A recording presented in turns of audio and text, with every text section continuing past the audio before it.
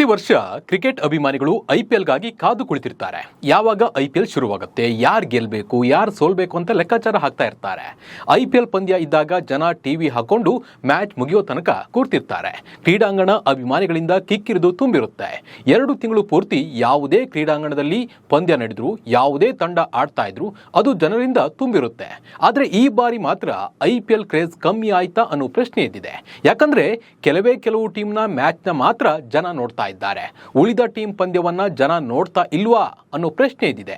ಈ ಎಪಿಸೋಡ್ನಲ್ಲಿ ನಿಮಗೆ ಈ ಬಗ್ಗೆ ಸಂಪೂರ್ಣವಾದ ಮಾಹಿತಿಯನ್ನು ನೀಡ್ತೀನಿ. ನಾನು ನಿಮ್ಮ ಶಿವರಾಜ್ ಬಾಣಂಕಿ. ನೀವು ಸುದ್ದಿಯನ್ನದ ಸಬ್ಸ್ಕ್ರೈಬರ್ ಆಗೋದನ್ನ ಮರಿಬೇಡಿ.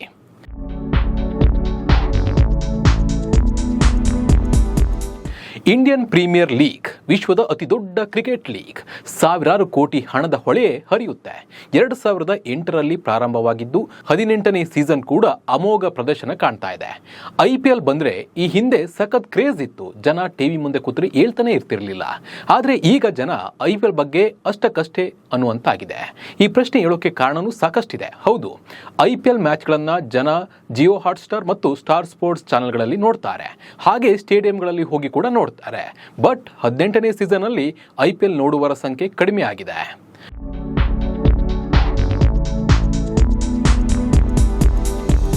ಹೌದು, ಐಪಿಎಲ್ ನಲ್ಲಿ 10 ತಂಡಗಳು ಭಾಗಿಯಾಗ್ತವೆ. ಆದರೆ ಇದರಲ್ಲಿ ಕೆಲವು ಟೀಮ್ಗಳು ಮ್ಯಾಚ್ ಇದ್ದಾಗ ಮಾತ್ರ ವೀಕ್ಷಕರ ಸಂಖ್ಯೆ ಹೆಚ್ಚಾಗುತ್ತೆ. RCB ಮ್ಯಾಚ್ ಇದ್ರೆ ಅದು ನೆಕ್ಸ್ಟ್ ಲೆವೆಲ್ ಕ್ರೇಜ್ ಅನ್ನ ಹುಟ್ಟಾಕುತ್ತೆ.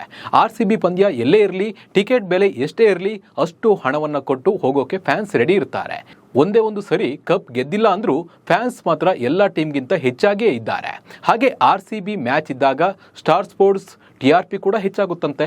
ಹಾಗೆ ಜಿಯೋ ಹಾಟ್ಸ್ಟಾರ್ನಲ್ಲಿ ಬೇರೆ ಪಂದ್ಯ ಇದ್ದಾಗ ಒಂದು 10 ಕೋಟಿ ಜನ ವೀಕ್ಷಣೆ ಮಾಡ್ತಾ ಇದ್ರೆ, ಫಾರ್ ಎಕ್ಸಾಂಪಲ್ RCB ಪಂದ್ಯ ಇದ್ದಾಗ 25 ಕೋಟಿಗೂ ಹೆಚ್ಚು ಜನ ನೋಡ್ತಾ ಇರ್ತಾರೆ. ಅಲ್ಲಿ ಜಿಯೋ ಹಾಟ್ಸ್ಟಾರಲ್ಲಿ ನಿಮಗೆ ಅಲ್ಲಿ ನಂಬರ್ಸ್ ತೋರಿಸ್ತಾ ಇರುತ್ತೆ. ನೀವು ಬೇರೆ ಪಂದ್ಯವನ್ನು ನೋಡಿ, RCB ಇದ್ದಾಗ ನೋಡಿ ಎಷ್ಟು ಡಿಫ್ರೆನ್ಸ್ ಇರುತ್ತೆ ಅಂತ. ಹಾಗೆ RCB ಮ್ಯಾಚ್ ಇದ್ದಾಗ ಸ್ಟೇಡಿಯಂ ಕೂಡ ತುಂಬಿ ತುಳುಕುತ್ತೆ. ಹೀಗೆ RCB, CSK ಮತ್ತು DC ಮುಂಬೈ ಟೀಮ್ಗಳನ್ನು ಹೊರತುಪಡಿಸಿ SRH ಸೇರುತ್ತೆ. ಉಳಿದ ಟೀಮ್ಗಳ ಪಂದ್ಯಗಳಿಗೆ ಫ್ಯಾನ್ಸ್ ಕ್ರೇಜ್ ಕಮ್ಮಿನೇ. RCB, CSK ಮತ್ತು DC ಮುಂಬೈ ಬಿಟ್ಟು ಉಳಿದ 6 ಟೀಮ್ಗಳಲ್ಲಿ ಪಂದ್ಯದ ವೇಳೆ ಟಿವಿ TRP ಕೂಡ ಕಮ್ಮಿ ಆಗುತ್ತಂತೆ. ಜೊತೆಗೆ ಜಿಯೋ ಹಾಟ್ಸ್ಟಾರ್ ವೀಕ್ಷಣೆ ಕೂಡ ಕಮ್ಮಿ ಆಗುತ್ತೆ ಅಂತ ಹೇಳಿ ವರದಿಯಾಗಿದೆ.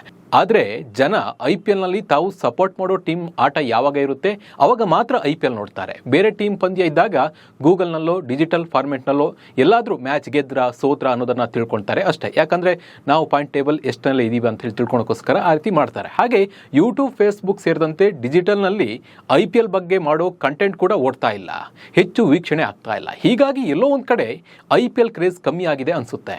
ಯಾಕಂದರೆ ಸಾಕಷ್ಟು ಜನ ಈ ಒಂದು IPL ಬಂದರೆ ಯೂಟ್ಯೂಬಲ್ಲಿ ಅಥವಾ ಫೇಸ್ಬುಕ್ಕಲ್ಲಿ, ಇನ್ಸ್ಟಾದಲ್ಲಿ ಸ್ಟೋರಿ ಮಾಡಿ ಹಾಕಿದ್ರೆ ಓಡುತ್ತೆ ಅಂತ ಹೇಳಿ ಸಾಕಷ್ಟು ಜನ ಮಾಡ್ತಾರೆ.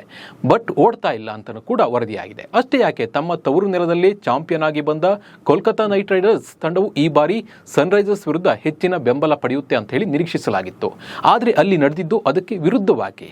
ಪಂದ್ಯದ ಟಾಸ್ಗೆ ಮುಂಚೆಯೇ ಪ್ರೇಕ್ಷಕರ ಕೊರತೆ ಎಲ್ಲರ ಗಮನ ಸೆಳೆದಿತ್ತು.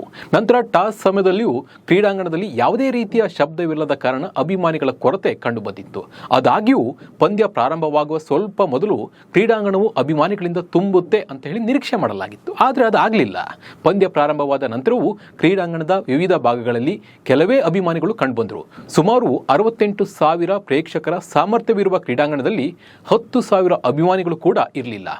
ಪರಿಸ್ಥಿತಿ ಎಷ್ಟರ ಮಟ್ಟಿಗೆ ತಲುಪಿತ್ತಂದ್ರೆ, SRH ವಿಕೆಟ್ ಪತನವಾದಾಗ ಅಭಿಮಾನಿಗಳ ಸಂಭ್ರಮಾಚರಣೆಯು ಸದ್ದು ಕೇಳ್ತಾ ಇರಲಿಲ್ಲ.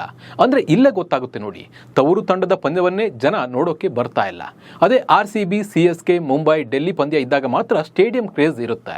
ಆದರೆ ಉಳಿದ ತಂಡಗಳ ಆಟಕ್ಕುಂಟು ಲೆಕ್ಕಕ್ಕಿಲ್ಲ ಅನ್ನೋ ಹಾಗಾಗಿದೆ. ಈ ಬಗ್ಗೆ ನಿಮ್ಮ ಅನಿಸಿಕೆ ಮತ್ತು ಅಭಿಪ್ರಾಯವನ್ನ ನಮಗೆ ಕಮೆಂಟ್ ಮೂಲಕ ತಿಳಿಸಿ. ನಮಸ್ಕಾರ.